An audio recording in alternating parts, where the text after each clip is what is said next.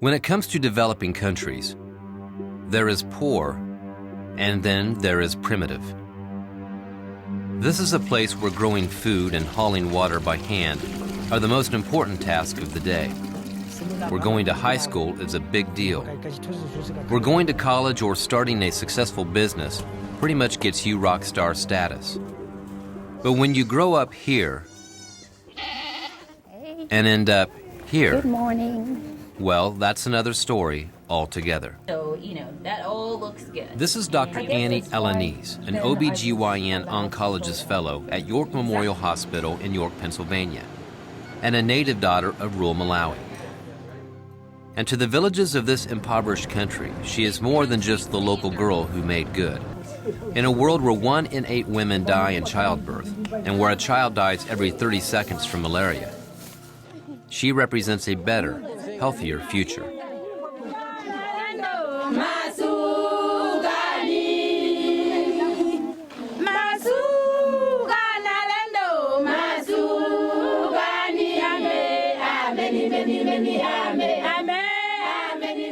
This is Tanji village in eastern Malawi, where Annie spent much of her childhood. Like most of Malawi, it is plagued with health issues. HIV, AIDS, malaria, tuberculosis, and cholera run rampant. I want to thank you again for coming here, and I'm always proud to bring my friends from America with me because I want them to see where I grew up and why I'm the person that I am, because you made me a better person. And I'm always aware of all the needs that you have, and my hope is that in the future we can work together to make this a better place for all of us to live. Annie's goal for many years now has been to return to her homeland following medical school and build a hospital that would provide first world health care to this third world country. It's a monumental task, but not unbelievable, especially when you consider where Annie came from and how she got to this point. So this here is my classroom. This is where I attended 3rd grade.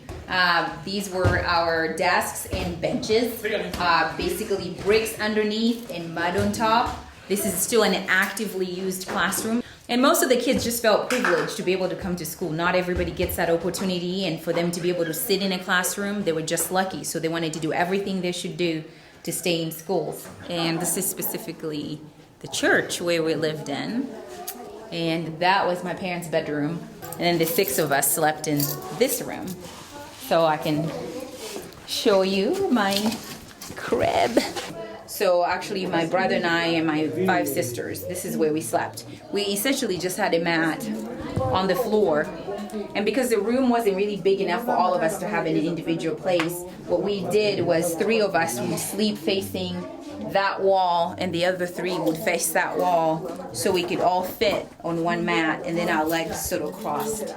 Everyone else that lived here probably thought we lived in luxury because we actually had an iron roof over our heads, a brick building around us, because then all our neighbors here lived in huts with grass. Most of these people, they grow corn, and this is like a typical place where they would store it. They keep goats and chickens for their food. Most of what they have is what they grow. This was a community. We all kind of grew up together. We played together. If you were sick, everybody came around and helped. And this lady is my neighbor, actually. She's been here a very, very, very long time. And this here is the daughter of one of the girls I grew up with. You want to say hello? She's a little shy. Most kids who grow up in this environment stay here for life. But because of hard work and intelligence, Annie did what most kids never get to do in Malawi. She went to high school. And it was during that time that a missionary couple visiting from Texas made an offer that few people here could imagine or turn down. If Annie would move to Texas, she would get a free education and the opportunity to be a medical doctor. A highly unlikely option if she stayed in Malawi. I'm 17. I'd never even been on a plane and traveled overseas and probably had never seen that many white people in that one place.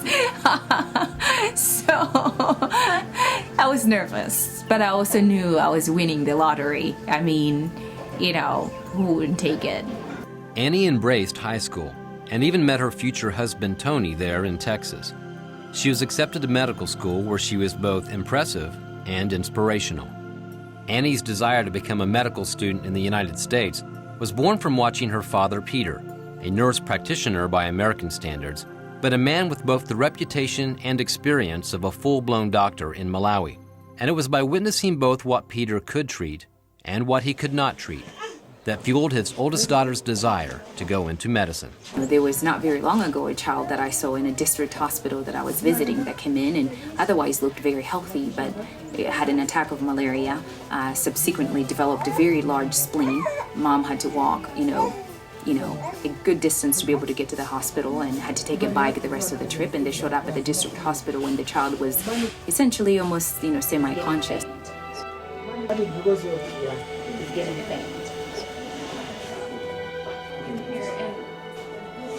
ICU, and it's the only place where they have oxygen, so we're going to try to see if we can get her some oxygen.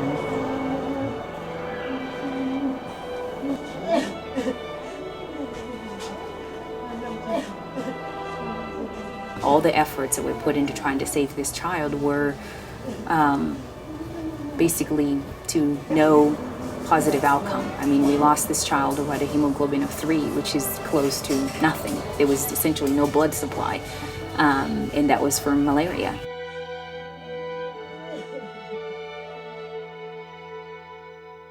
For 2 many years, Annie and Peter have watched both children and mothers needlessly die from treatable diseases. And it is those experiences that has fueled Annie's desire to build a hospital in her homeland, a lifelong dream of both her and her father. So we're standing right where the property is. So this is actually where the hospital is going to be. Fulfilling that dream started several years ago, when Annie and Peter took a substantial financial risk and bought land next to the needy and extensive Maganga village outside of Salima. Special visiting surgeons. The ultimate goal? To build a sustainable, comprehensive village that would provide an economic boost to the entire Salima area. And it would start with a church, an orphanage, a school, and of course, a first-class hospital. We want to be able to improve the treatment of HIV in pregnancy, to reduce the amount of neonatal HIV. We want to be able to improve and bring early diagnosis and treatment of HIV in newborns and children. We want to be able to teach people how to prevent malaria as well as to adequately treat malaria early, because this is a cause of death right now in this particular country, higher than HIV in kids under the age of 5. At this point in Malawi, the average lifespan is 40. Our goal is to try to increase that by 50%. We want the patients that come to this place be those patients that otherwise wouldn't have the opportunity to have their lifespan lengthened because they don't have the capability to pay for first world medicine, and we'll give them first world medicine. So I am very proud today that my dad and I are finally standing in this place to introduce the beginning of this project that we've been dreaming about for several years. This is the first step of the beginning of land that was bought years ago, and we hadn't been able to start until today. So this was very exciting. We are seeing the dream unfold today. Yeah. This is great. Such high aspirations require both divine and earthly intervention. Both Annie and Peter's devout faith has guided them through the hard times, and they're getting a little extra help along the way from people like Kansas City businessman David Miller, who is the chairman of a foundation called Global Tribe and is working to turn their dream into reality. Annie and Peter's dream of having a hospital in Salima, Malawi ties perfectly in with our vision of creating a sustainable village. It is one component, healthcare is one component of that village, along with education, along with the church, along with economic development, so that when the model is complete, that village can sustain itself for years to come. B. B. You want to do A? Watching Annie at home with her family in Pennsylvania further illustrates her dramatic rise from this rural African village to her current status as a U.S. doctor. Yet the trials to get to where she is today, and where she hopes to be, still pale in comparison to the daily struggles most families face in Malawi. With over 10% of the population now fighting AIDS, her dream is not just relevant. It is a necessary step if these African villages are to survive. We would want to see most Malawians accessing the best medical care, and I would want us to see them go back to their villages after coming to our clinic. The most dreadful thing is to see them go to the morgue. We want them to go back and continue with their lives and developing our country. I really believe that this medical facility and this project that I'm involved in is the reason why I was given the incredible opportunity to pursue my dream in the United States. I think I was created for this. I think I was born to do it. I think my dad was my dad because this is what I was meant to do. So he was there to inspire me to become this. So I believe in this. This is what I'm living for. This is why I'm here.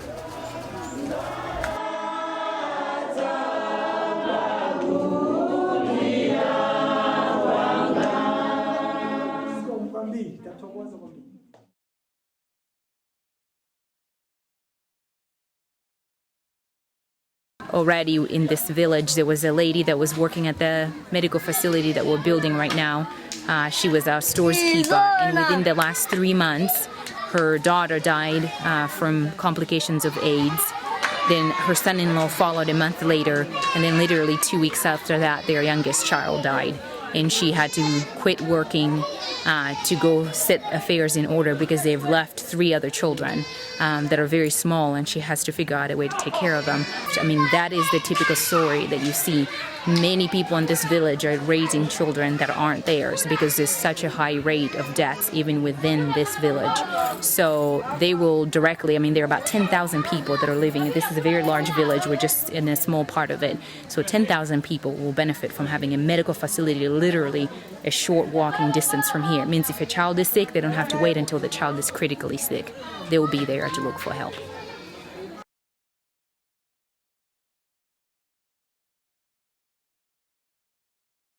One of the, probably I would say, beginning moments for me was this woman came in with a baby who immediately, as soon as the baby walked in, I knew had hydrocephalus, which is basically the head is full of water. And mom's chief complaint for the baby was a cough. So my dad gave her treatment for a cough. And I said to him, well, aren't we going to address the big picture here? I mean, look at this child's head. I mean, cough is the least of this child's problem. And my dad said, well, there's no one that can do anything about that here. If she needed something, she would have to fly outside of the country. I can't pick up the phone and find money that could take a woman from the village and fly her to South Africa so her child can get a shunt and fix this problem. But this is the situation. It is just how things are. And I remember thinking, that's just not right. It's not how it should be. I mean, I know deep inside, even though I didn't follow the story all the way to the end, that that child died. It's very likely that that child didn't live.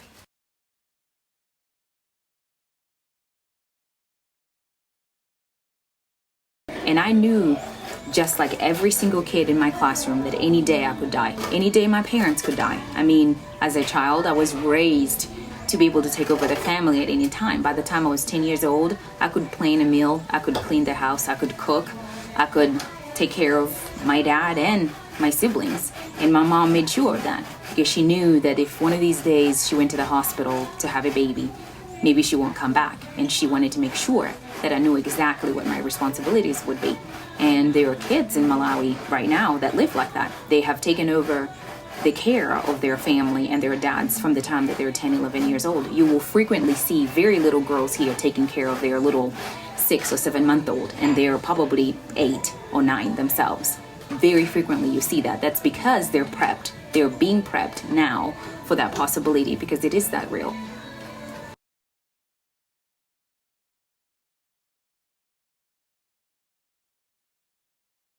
I remember the story, one of the young guys that I attended school with, I was very competitive for women in the context of Malawi in terms of education. So I tended to compete with the boys, I guess, if you'd say that. So one of the guys that I competed with, and it was very friendly competition. I really liked this guy, and he kept me on my toes.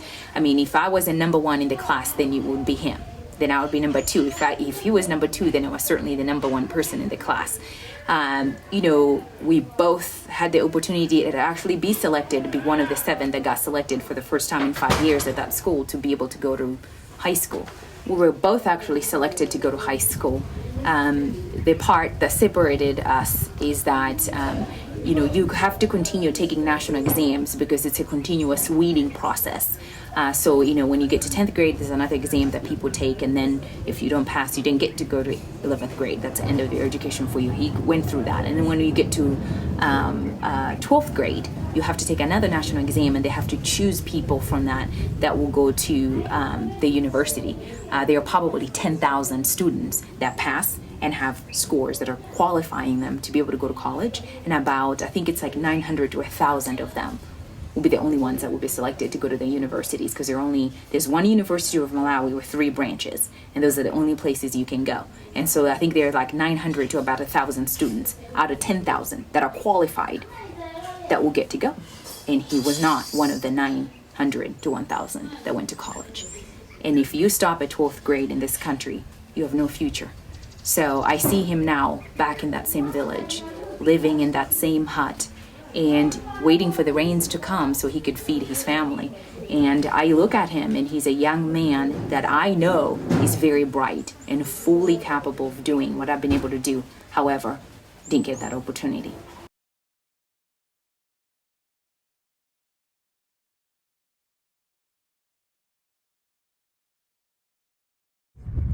All right, so I'm very excited about this sign because it's a landmark for Malawi, because now they're actually going to start protecting young girls from early marriages at age 14, just so they can be married to somebody who can support them who's 50 years old. So I was very excited to see it, and I'm glad that our country is making changes and allowing girls to have a future and an education.